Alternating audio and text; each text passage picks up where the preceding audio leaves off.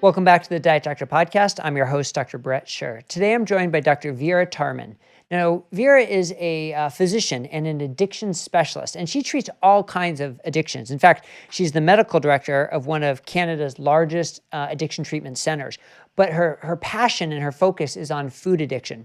And that's really interesting because when it comes to the world of psychiatry, the world of addiction medicine, food addiction actually isn't recognized as a true diagnosis. So for someone to be a addiction specialist physician and to work in an addiction center and focus on food addiction, it presents a little bit of an issue, I think, because of the lack of a diagnosis. And we talk a lot about that and what it means to the field of addiction medicine and what it means to individuals who may be addicted to food. She also has authored a book, Food Junkies, Recovery from Food Addiction. She's got a podcast, Food Junkies. She's got a free Facebook group. She tries to put as much information out there as she can to help connect with people and help them through this problem because like with a lot of addictions, there's a lot of doubt, there's a lot of guilt, there's a lot of uncertainty, and it can be really hard to sort of break through it.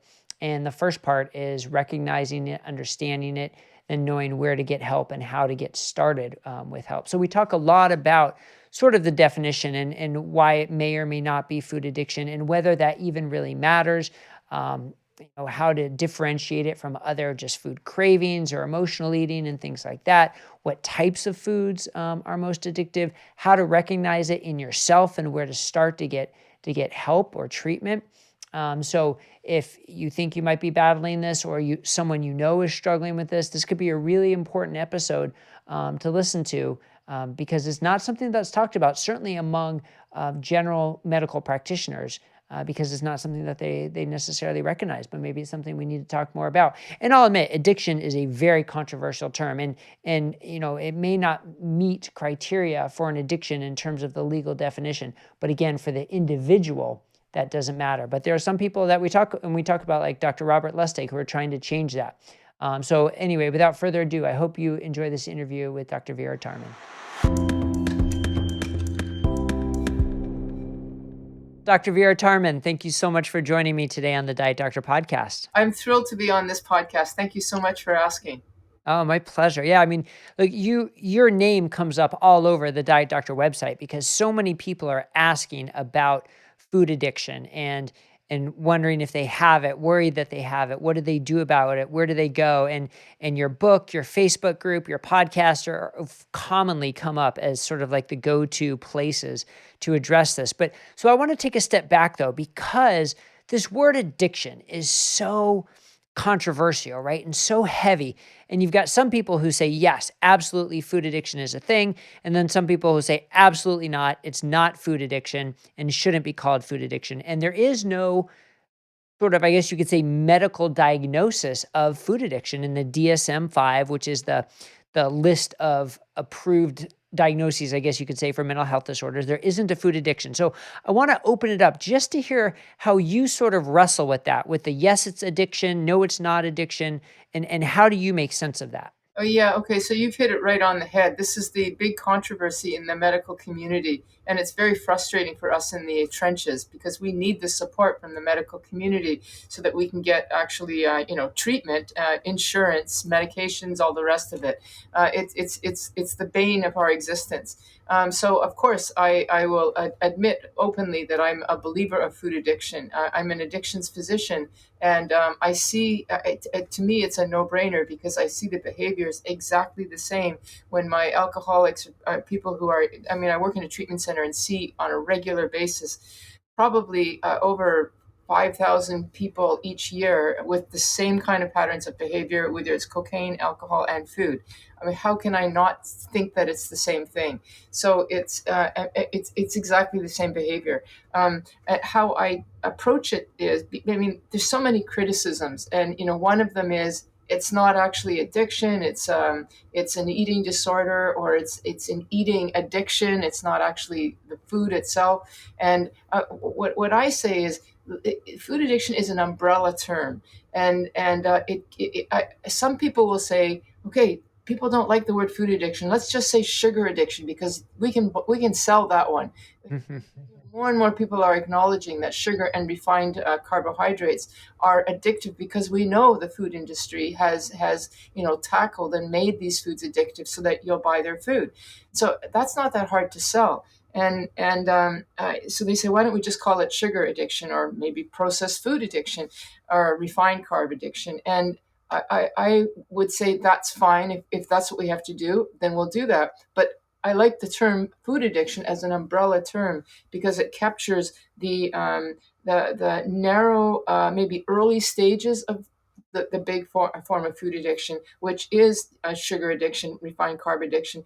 But because we call this an addiction, and it follows the same pattern of behavior as any other addiction, it's chronic and progressive, and there's a syndrome. It's not just that we're subjected to addictive foods, we're actually suffering a condition, or developing a condition that's getting more progressive and ultimately chronic. And so early days, it might be just sugar addiction. Mid days, what we would call mid-stage food addiction, it's more than just that. It can be not just carbs. Now it can be, well, I mean, refined carbs. It can be grains. Ultimately, it can be dairy. It can be cheese. It can be things that are usually on the safe list are no longer on the safe list. And then ultimately, it can become an eating addiction, where you can just eat anything too much, and it's just the process of eating, the behavior of eating. So food addiction captures the whole gamut. And if you want to do that, like, I think that's the best. But if you want to break it down just to sell the issue, then that's fine. Sure, if the people in eating disorder clinics want to call this an addiction or a behavioral disorder, fine, you can do that. 'Cause we're really talking the same thing. Um, Yeah, it's so interesting that you sort of broke it down like that, whether it's sugar, whether it's, processed foods, and then whether it's grains or even dairy. And I guess that's part of the problem, right? Because we have to eat. We don't yeah, have to smoke. We don't have to do drugs. We don't have to do alcohol. We can cut those things out. And there's a specific substance in those things, whether it's the nicotine or the alcohol or the drug itself and cocaine or whatever. There's a specific substance that is addictive, and you yeah, can't really say the same for food. You have to eat. So that's where I think there is this controversy, and so many people get sort of upset about the term. But interesting that you said, sure, call it sugar addiction if you want to sell it at that. But that really sort of cuts it short, because there's so much more than just sugar addiction. exactly. But it seems like Yeah, you laid out almost like a step-by-step path of what yeah. happens. So is that normally how you see it progress, from sugar to processed foods to grains, then to dairy? Like, is that sort of like a normal progression that you see in your clinical Yeah, practice? I think so. And it's just some people get to, they, get to one end more quickly than another because of a previous predisposition to addiction. Like somebody who's even a cigarette smoker. What happens when you quit smoking cigarettes? I mean, there's always the expectation that you'll gain about 10 pounds, Mhm. just because of quitting the cigarettes. But usually people gain more than that, and it's because they've basically transferred their addiction from tobacco to now sugar.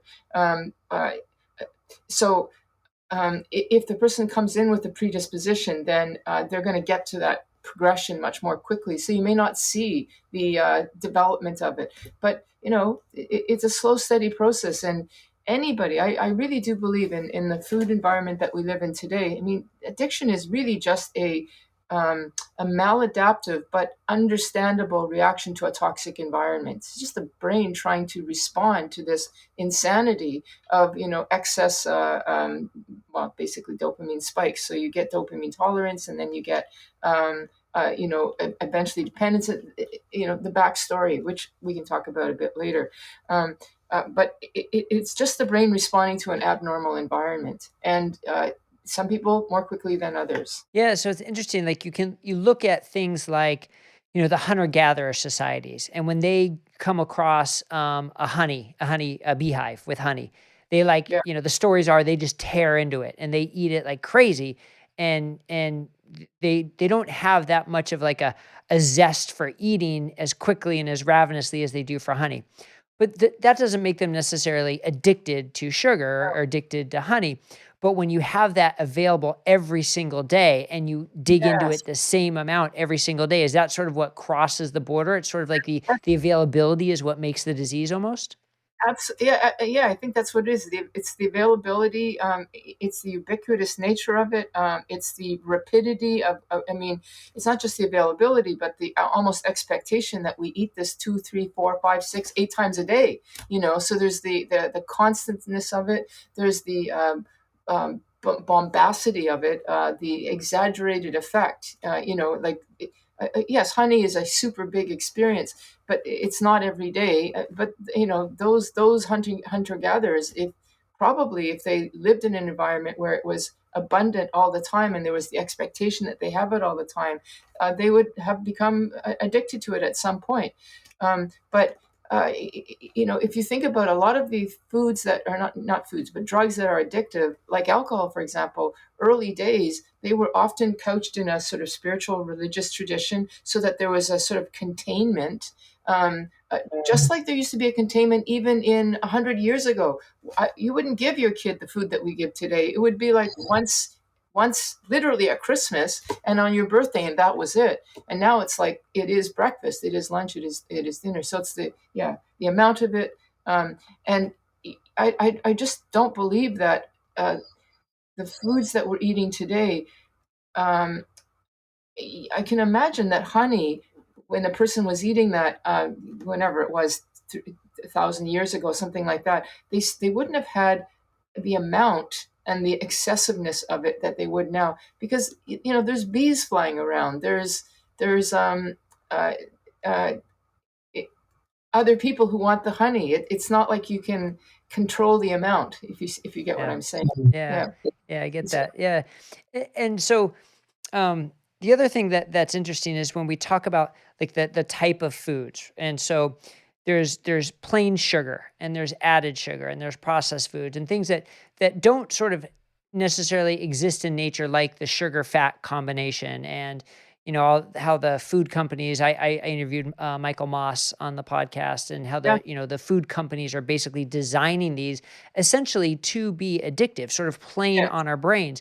And so you mentioned dopamine before. I mean, it's almost like they're specifically designing the foods to give you the dopamine hit, yeah. um, and to make you want more. So, when we look at that level of evidence for dopamine hits and being addictive, and it seemed to be pretty consistent from rats to other mammals to humans, that throughout the spectrum, that dopamine hit is what breeds or sort of builds addiction. So is it more complex than that, or is that basically it? It's the dopamine that drives you to want more. It's the dopamine that drives you to want more, because dopamine is essentially the neurochemical of want. So if you have more, you're going to want more, because it is the neurochemical of desire and want.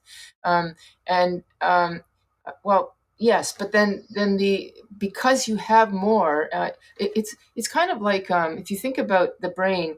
We have dopamine because it's essentially our neurochemical of motivation, and it does allow us to have that occasional burst of joy, or not, it's not actually joy, but of desire and want, which motivates us to get off and get off the couch and not just go to work, but to, I want to get a Nobel Prize. I want to get a PhD. I want to do it. So you're going to do that extra effort, and the brain allows you to sort of expand your normal dopamine supply, if you will, of a day, and it allows for that. But essentially, we call it an addiction. It's the easier, softer way. So you get that allowance on demand. It's almost like spirituality on demand. What's spirituality? It's the extraordinary, or the abnormal from the normal.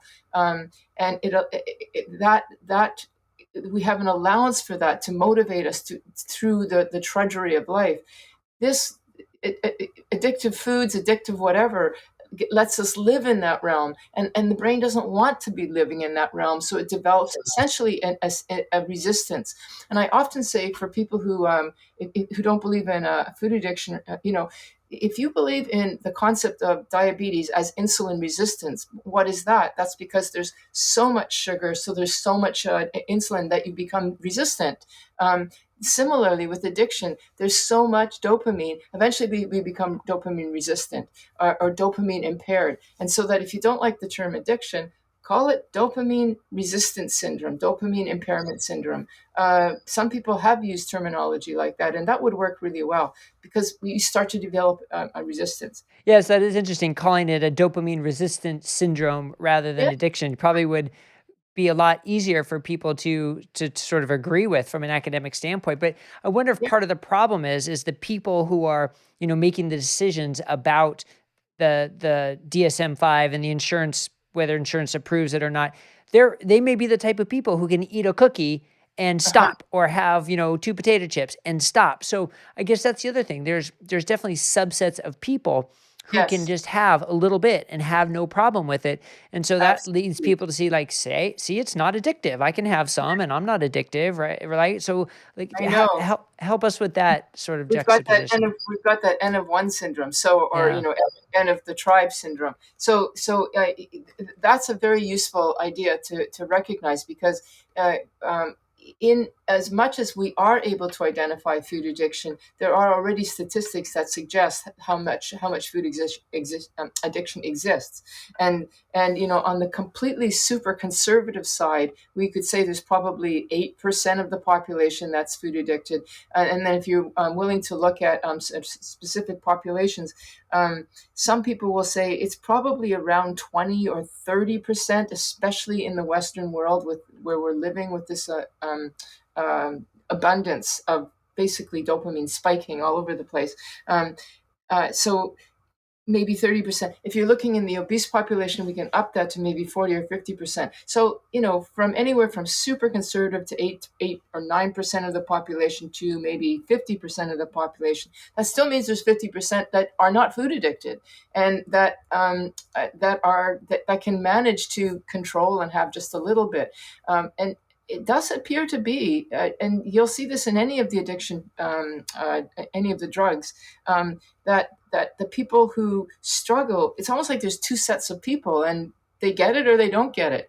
And it does seem to be that the people who don't buy into it either are food addicted and don't want to see it, because don't forget, denial is an aspect of food addiction, or they aren't. And there's plenty of people that aren't. This is why Weight Watchers works. This is why keto and low carb works for many people.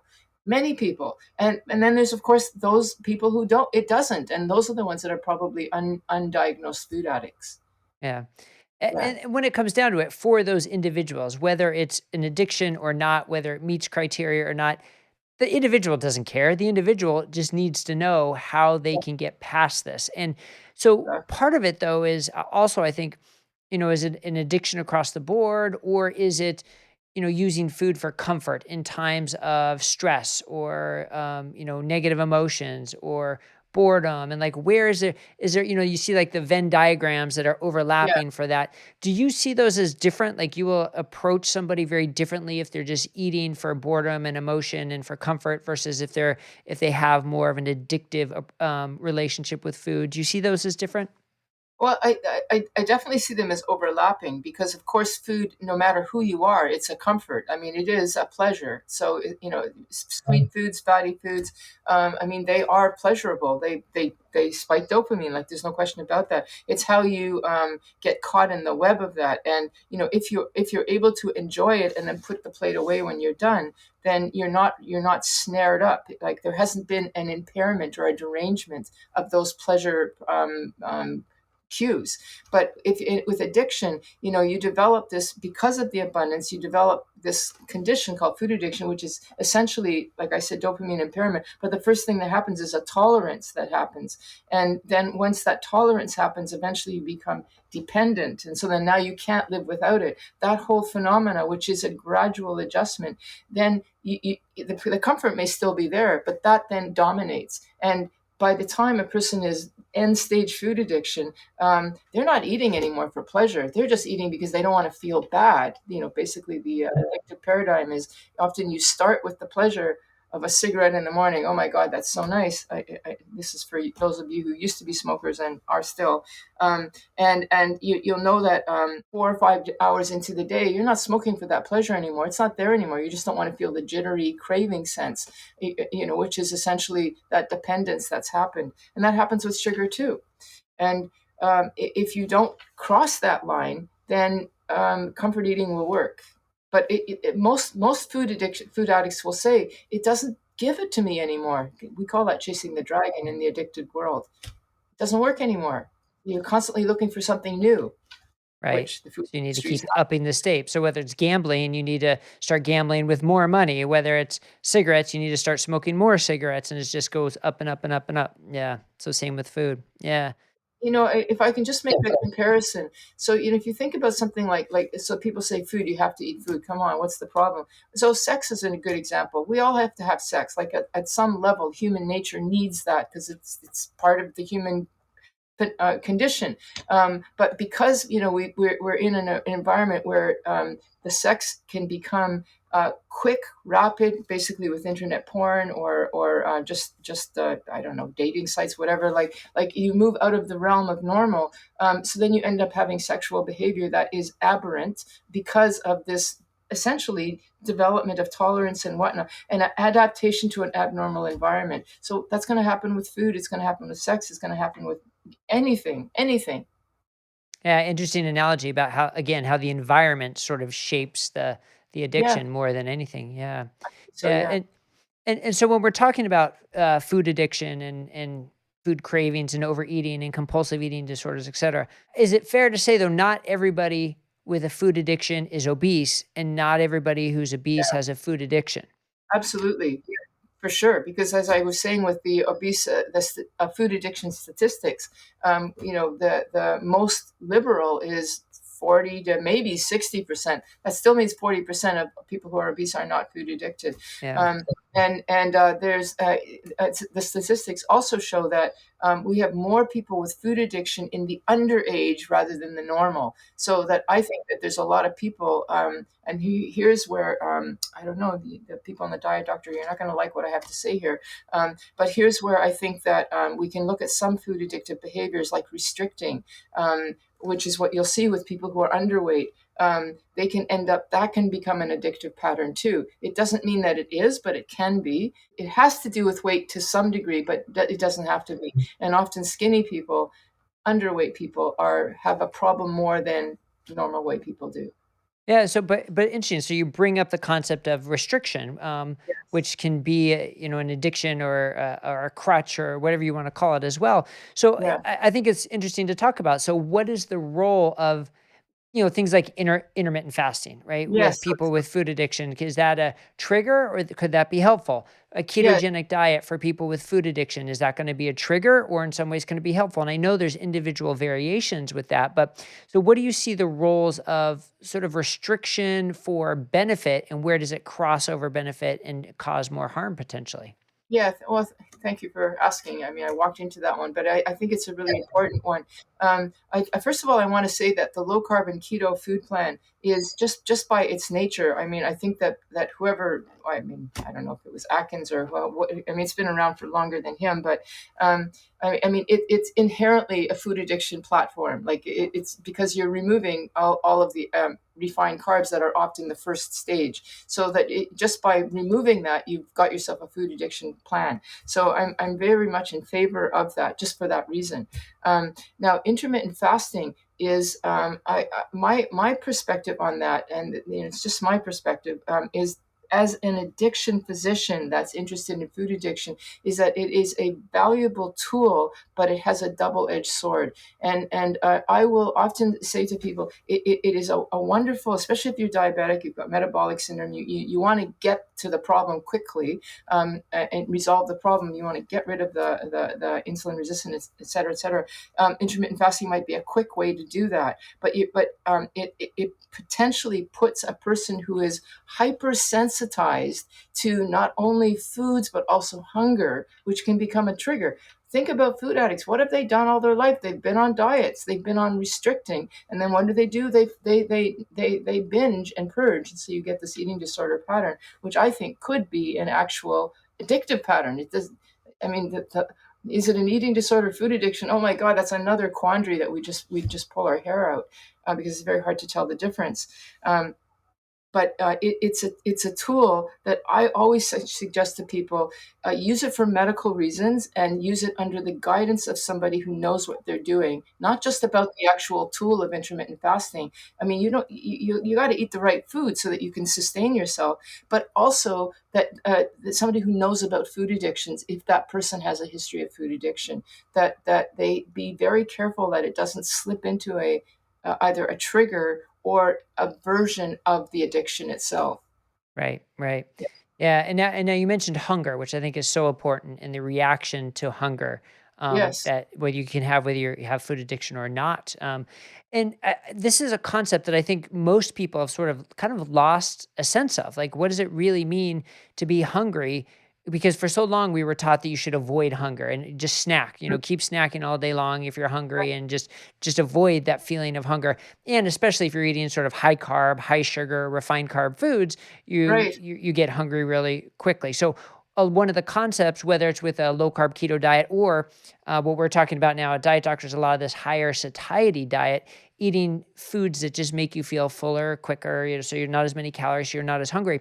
But someone has to still be in tune with what their hunger signals are, and that they Yes. don't have to immediately react to them. So I guess my question is, do you see that that is a problem for people who suffer from food addiction, that they have a disconnect with those hunger signals? And if so, what can they do to sort of reconnect with them?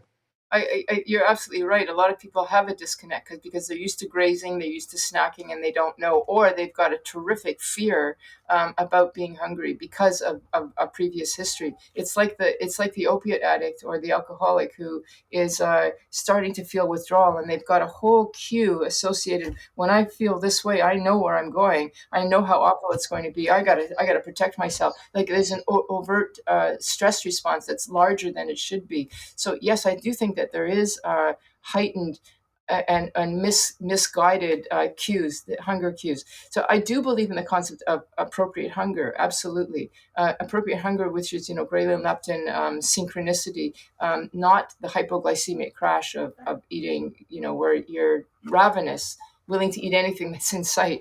And I believe that is best attained by a 3 meal a day plan. Now, a person might, if they're going to be under the care of somebody, if they're a food addict, be able to get away with a two meal a day or 1 meal a day, but it requires extra caution. But I think that if you're eating non-processed foods, 3 meals a day is, but nothing in between. I'm not talking about eating the whole time.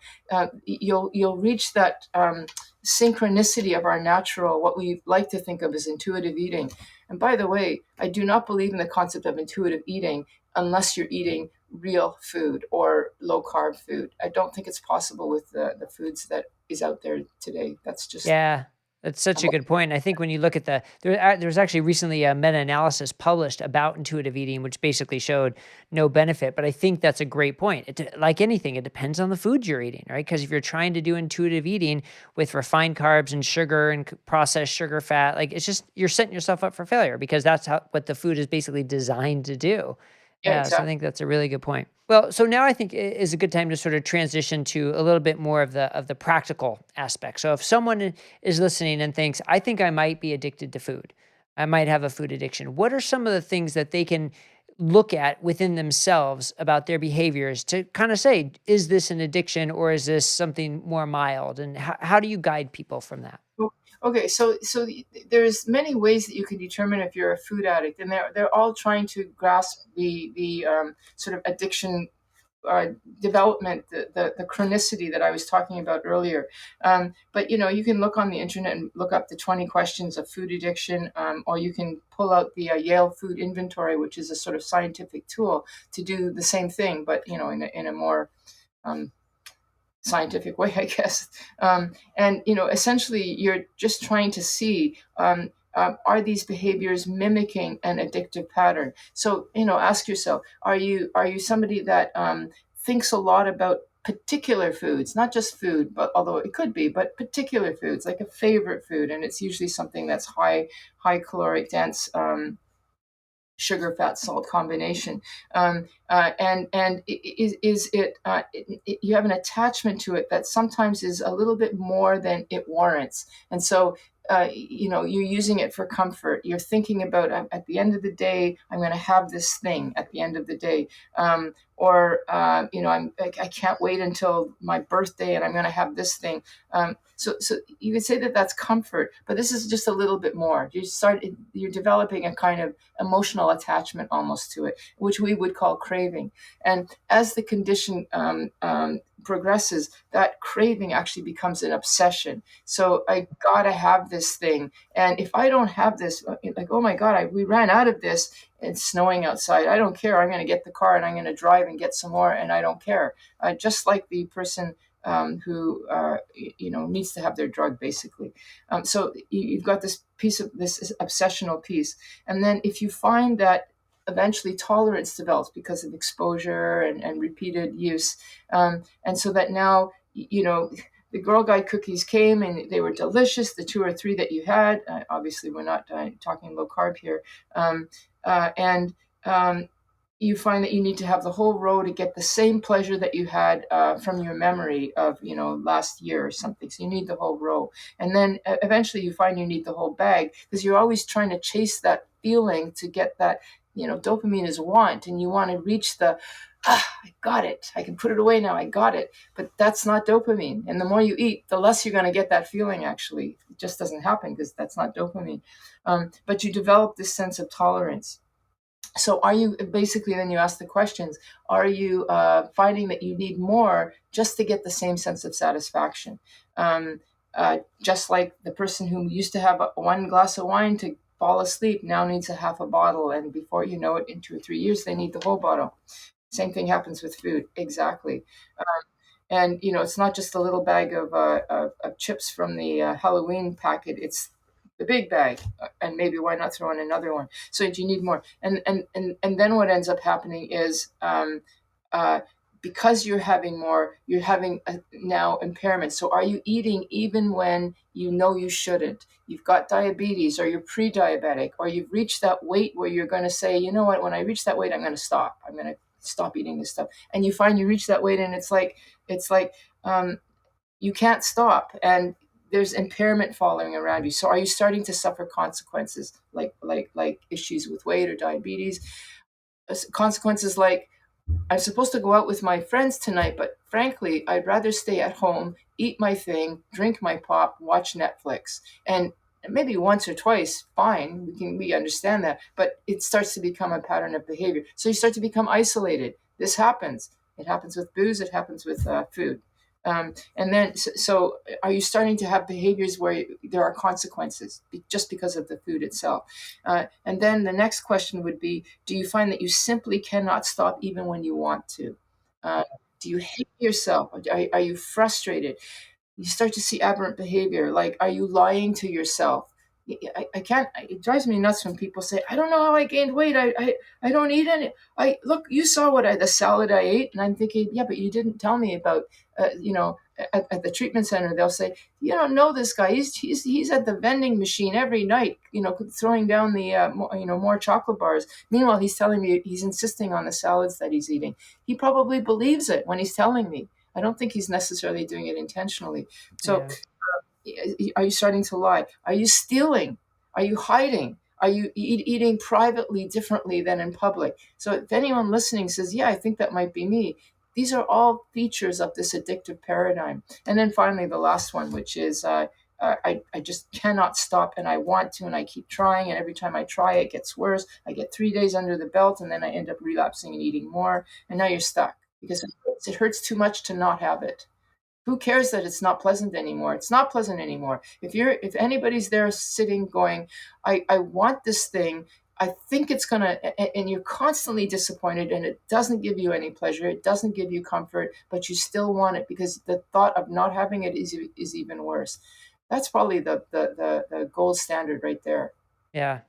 And I can imagine anybody with this constellation of feelings and emotions and behaviors is also likely kind of beating themselves up over this and like Yeah, feeling themselves it's their fault and how can they do this and they're worthless and like going down that whole spiral, which is definitely not the case because it's a brain function. It's something that's kind of out of your control. So, I mean, and then you add that on top of it, and it just kind of compounds things even worse, I'd imagine. Yeah, I mean, it's a bit like, if you got a cold, you're coughing, and you're saying, stop coughing. I mean, it's a normal reaction to this abnormal environment. Yeah, Yeah, yeah. Now, when you draw the similarities to alcohol or cocaine or cigarettes or whatever, the first treatment is just quit.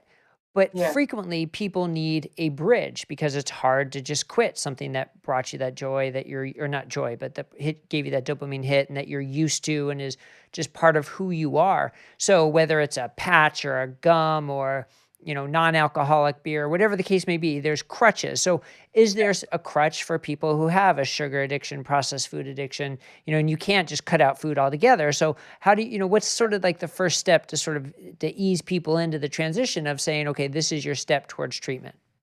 Well, okay. So first of all, I want to say another way to think of dopamine is expectation. So is there because that is what it is. It's not the joy. It's the expectation of joy. And so what can you have that will give you that same expectation? The thing that comes to mind right away are things like sweeteners. Now the problem with that is that here is another one of the things we have to untangle in the food addiction world. There's so many tangles and muddles, and that's partly what the problem is here. Nothing is clear. There are some people who actually just do better to just cold turkey and stop. And Hmm. and I'm going to make a pitch for that, because doing the cold turkey and stopping means that you are literally stopping and you're not prolonging the agony. If you put the patch on, if you're trying to quit smoking or do the vaping or whatever, you're still engaging in the process. And the thing to know about addiction, just like anything else, even something like crystal meth or whatever, is it only takes a few days to weeks to get past, and then you've got the whole relapse, not relapsing back, but the actual desire and craving and all that stuff gets quiet. It doesn't take that long. It's like people say it takes 3 weeks to break a habit. It takes 3 weeks to break an addiction if you're not prolonging the agony through sweeteners and through all sorts of fancy little cute bread that's not really bread. This I actually remember how I said earlier that the low carb keto kind of stumbled on the perfect food addiction plan. They did, and then unfortunately, the food industry has gotten its feet in there too, and it's starting to introduce all sorts of nasty little things that are processed, highly addictive. But they say, look, no carbs. This is safe. It's not just the carbs, though. So if the person has already been clean and now they're reintroducing addictive stuffs, this is where I think people are starting to struggle. That 20 or 30 or 40% in the low carb community who are going, oh my God, what's happened to my perfect plan? I was doing so well, and now I'm not. If they look back, they can probably find, oh, it was that stuff that I started. I thought that stuff was safe. No, it's Yeah. not safe. Um, That's a great point. Like maybe they start with just a whole foods keto plan, and yeah, then the keto cookies start coming in, and the keto ice cream, and the keto treats, and the fat bombs. And then all of a sudden, they're addicted to sort of those, and they see their relapse. Yeah, that's a really yeah, good it point. kind of triggers the whole dopamine cascade, and so then you're going to start picking up the other stuff, because why not have the real thing? Why would I have sweetener if I can have the real thing? I'll just start tomorrow again, and of course that doesn't work. So that's my pitch for having a just cold turkey it. It's hard to do though. So if you want to do the other way, knowing that you're prolonging the agony, you say, well, but the agony is not as bad, and I can't do it the other way. Then yes, sweetener would be one way, and all of these things that entice and make it. You can bargain yourself to say, okay, I won't have this. I'll have this instead. Um, uh, and and I know a lot of people who are successful, myself included. I needed to take sweeteners for at least 4 years until I finally got off them, and I was fine in those 4 years. But it was still like I still chose. And when I was eating the stuff with the sweetener, I always wanted a little more of that than the other stuff that didn't have the sweetener. So I knew there was still something there. Nuts is a fabulous example. Yeah, Uh, tell me about nuts. and nuts are much better than sugar, but you notice that when those start to pile on, they it's you go nuts essentially. So some people have to knock them off as well, but they might be a suitable midterm as well. So I do say to people, if you have to snack, like you're at the airport and you have to have something, instead of getting a chocolate bar or something like that, get a bag of get nuts instead. But they can be a problem too. So Right. you know, Right. yeah, All right. So you talked about complete abstinence rather than having a crutch being sort of the best way yeah, to yes. start. But even that, whether no matter what the addiction is, it's certainly not 100% success, and that a large percentage relapse. On average, how many times do you think it takes to try it, relapse before it sticks? And whether it's food addiction or other addictions, is there like a common figure that people cite? I would have to say in the food addiction world, I have not seen a common figure. I will say this, and it's not I'm sure it's not a popular thing to hear, that the first time that you quit is the easiest, and the people who stick with that are going to have the easiest time. So if you're deciding to do it, um, really try to make it. It's not that the next time and the next time, absolutely you want to keep trying, but the first time it's almost like we're given a grace. And then once you've what we call learned behavior, learned helplessness, once you've learned that you can fail, it becomes an irritant. It's like a pebble in your foot, in your shoe, and we see this happening with addiction all the time. The person who relapses on 3 months or after a year, they get their chip of whatever it is, and then they relapse every year. Um, it's very subtle, but anyway, so the first time is the best. But the problem is that because it's so easy, people will think, "Hey, that wasn't so bad. So then it's my birthday. It wasn't that bad. I'll just have my birthday cake and then I'll start again next Monday." But next Monday, it's going to be twice as hard as it was the first time. And then the third Monday, if you relapse again, it's going to be even harder. So what? But I wouldn't say quit. It just means you have to up your game of relapse prevention. You're going to have to take it much more seriously. And a lot of the people that we see, because we see end stage, is uh, you may need some really strong support, like daily calls, groups, all sorts of stuff. To You're going to get through that 3 weeks. It's the chatter, that it's that dopamine chatter, that expectation. This could be better. You can do it this time. You can have just one. All the lies that come with addiction. That doesn't go away. It does get quieter. So do you see like the same 12-step programs that work for alcohol? Do those types of programs work for food addiction as well? Is it Absolutely. same Yeah. concept? Yeah. And in fact, with food, there's actually way more programs than there are in alcohol. There's AA. And yes, I know there's NA, and there's there's essentially AA or variations thereof. But with food addiction, there's like probably 10, because there's even one that's sort of keto, low carb specific, and some of them have a specific diet because they not a diet, a food plan where they suggest. Not all of them are low carb, but many of them are, or they're limited. And then, but on top of that food plan, because you could just, like I said, keto is great, but if you are a food addict and you've got that chatter in your head, then having that extra support on top of that is pretty important. And that's where the 12-step program is fabulous, because it's free and it's abundant everywhere. If you're really against the 12-step stuff, one of the things that's, because we are becoming better known in the food addiction community and the clinicians, we're able to offer more services, because the more people learn about it, get trained in it, the more services are available. So there is help out there, folks, if you don't want to do the 12-step program. You have to pay for it, though, but there is help. How can people find that help? What's the best way for them to start to find it? At this stage, because there's, the internet, fake truth, false truth, people who are trying to make a buck. There's a lot of people who say it's food addiction, and yet they're preaching moderation. You have to kind of go to the places that are truly food addiction, and so there are some web page, sort of Facebook groups. Mine being one of them, but there's a few of them. I can tell you what a couple of them are right now if you want. Uh, Sure, yeah, uh, if you have some that stand out as being some of yeah, the best to direct people to, I think they'd wanna hear where they should start. Yeah, because you can go in there and then ask for help, and you'll know that you're in the right community. So, Sugar Bomb in My Brain, which is bitten, which she's on your Yeah. Great. talk to her all the time. So she's got a webpage, a Facebook group with tons of information. There's a sugar detox. That's another really good one. There's mine, which is the I'm Sweet Enough Sugar Free for Life. Um, so we have basically lots of support in there.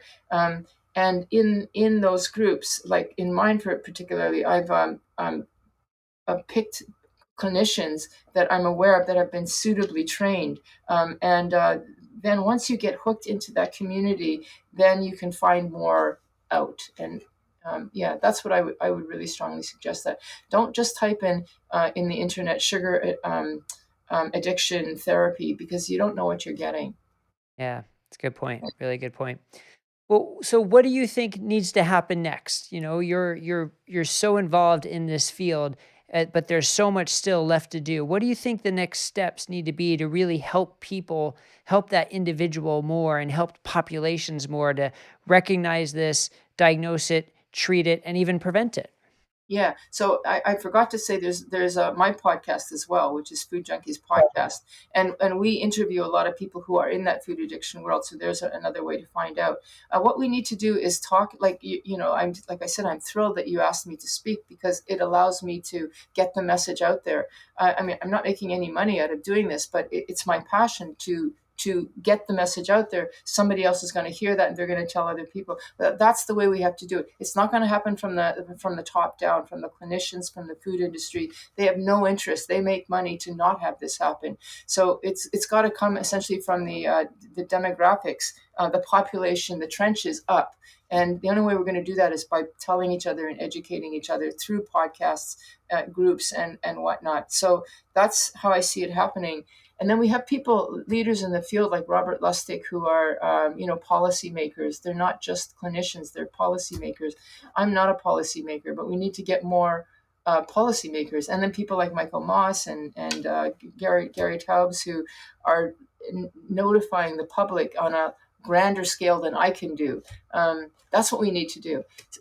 So that, if I can just say this, one thing that I would be thrilled to see happen is that through this gradual population change, that there become a shift in attitude, because now we see sugar as a friend, as normal, as something that should, like, come on, how can we not eat this stuff, to instead see it as a toxin that it truly is, so that if you want to offer sugar in your house, just like a cigarette smoker has to go outside and smoke, that we ask those people, if you want to have that, go outside, maybe not outside, but in another room, do your thing somewhere else, so that there is that same sense that this is not a gift of love. This is actually something that I feel sorry you got to do this. Let me help. Just like Right. people who are smoking now. I mean, most of the people who are smoking wish that they didn't. They wish they could quit. And I'm much more sympathetic when they're wishing they could quit, rather than that they're thinking that it's their right to smoke or something like that. And we need to make that view that sugar is not love. It's not norm. I love that sentiment, but it's so encouraging to hear and to say, yes, I agree with that. But at the same time, it's so depressing to say, like, that's not going to happen, right? Like, you just look at every kid in America, every kid, every household, and they do the exact opposite. So to try and Yeah, get them all to do that, but that's exactly what we need to do. I agree with you yeah, wholeheartedly. And how do we take that? How do we take that first step? And it's only by hearing messages like this, that yeah. sugar is not love. I love that little catch line there. Sugar is not love, and sugar shouldn't be love. We can show love and support and appreciation in so many other ways that don't involve sugar. Yeah, and also, like Robert Lustig's thing, we can tax the hell out of it, so that people, just like we tax cigarettes. Like, I mean, I used to be a smoker, and it was like I'm not spending that much money on cigarettes. Like, so even though I didn't care that it was something that people didn't like around me when I smoked, but when it started hurting me in a particular way, then it mattered. And so if you're having to pay a lot of money for something, that I think that makes a difference. I think there is something there. Yeah, and that's what makes the sort of the legal definition so interesting, because when you get into taxation, that's when you need a DSM-5 criteria. That's when you need sort of an agreed upon definition. So that's why the whole discussion we had in the beginning, may not matter to the individual what it's called, but from a policy standpoint and from getting things done like that, then it absolutely makes a difference. And that's why we need clinicians like you helping the individuals and policymakers like Dr. Robert Lustig really trying to make a difference in terms of the policy and the definitions. We definitely need both of those pillars to make an Yeah. impact for sure. Well, I think this has been a great discussion, and I hope listeners really got to connect with your message and see if it applies to them or a loved one. If they wanted to find more about you and read more about what you have to say, where would you direct them to go? Well, I would really like if you haven't yet got my book, please pick up a copy of my book. You can get it on Amazon. There's even an Audible version. There's actually a French version. It's a Food Junkies Recovery from Food Addiction. It's a pretty easy read, and I think it's a very good primer. I have the Food Junkies podcast that I do with a couple of other colleagues. I think it's a fabulous podcast, and it has we basically talk to all the people who you want to know in the field. And then, of course, my Facebook group. Please, I'm Sweet Enough, Sugar Free for Life. That's how you can get me. Great. Well, thank you so much for joining me today, and thanks for all the work you're doing in this very important field. Thank you.